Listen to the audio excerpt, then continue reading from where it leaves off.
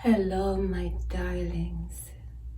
This talk today that I present to you is particularly focused on the representations of the Supreme Logos in the universe, who are nature's miraculous repositories of the beautiful, miraculous hormone testosterone, which upholds the masculine principle in the human being.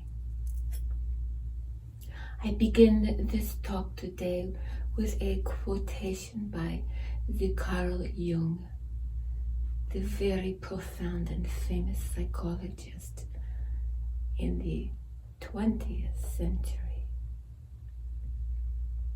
He says, when the summit of life is reached and the bud unfolds, from the lesser emerges the greater, and then the greater figure, which always was but remained invisible, appears to the lower personality with the force of a revelation. He who is truly and hopelessly little will always drag this revelation down to the level of his littleness, and will never understand that the day of judgment upon his littleness has dawned.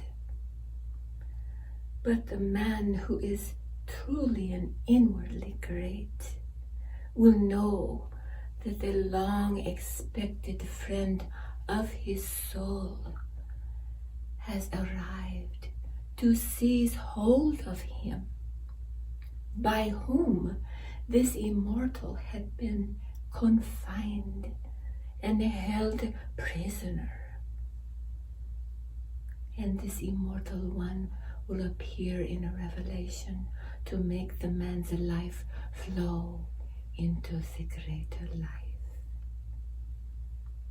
That is a great psychologist, Carl Jung. So I say to you, from time immemorial, even the great Vedic epic, the Mahabharata, paralleled the training of the warriors with the training of the great masters. The great masters will always urging human beings to gain mastery of oneself.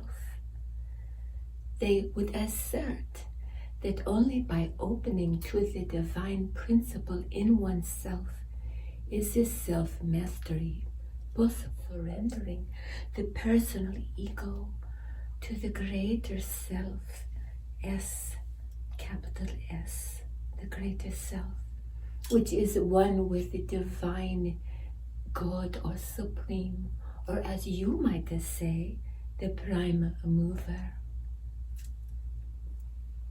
The divine self is the only dynamic capable of mastering the powerful force of the ego personality in the human being, and the sway of the five senses, always clamoring to captivate the mind and the heart and the body of the human being, thereby making us slaves to concretizations of desire and sensory indulgences and excesses.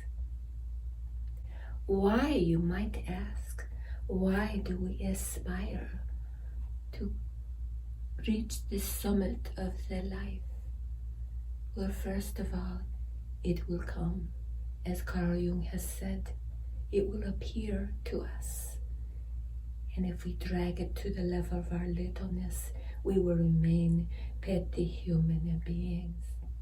The human being can be changed by the vagaries of the forces within and without that render us slaves to our material circumstances and our attractions, repulsions, and clinging. What do we cling to? We cling to the temporary. We forget the permanent, the eternal, and the immortal, which is always knocking at the door of our hearts and our minds, saying, come to me, let me fulfill myself in your vehicle of human beinghood. To be free means to rise above and establish oneself in the divine self, which alone is capable of bestowing liberation upon the human being, liberation from the entanglements of inevitably pulling down into one's whimsical desires and indulgences. And these masters do not say that we cannot enjoy the beautiful abundance of nature and all the beauties, including the beautiful human beings in male and female form. But to be dragged down into our desires is not the way of the full human being.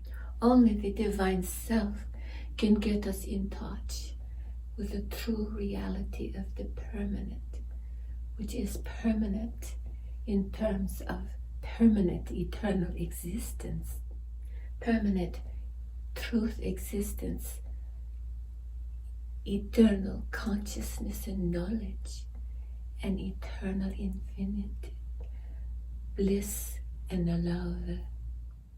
So I say to you, this pursuit of the summit and realization of the self with the capital S is the most worthy pursuit of all the human beings, and particularly now when the representations of the Supreme Logos on the planet appear to be so confused. I felt impelled to share this knowledge with you that was imparted to me by great teachers and long studies. Therefore I say to you, conquer your lower instincts and your concretized desires and your petty indulgences, and raise yourself to the fullness of a fully born human being, at one with the will of the Supreme. And then you will find in your oneness with yourself, with the capital S, that the Supreme will enact and fulfill whatever your heart's desires. So I close now with a little chant for you to do any time of the day or night. I am not this body. I am not this mind. I am not this change. I am that I am.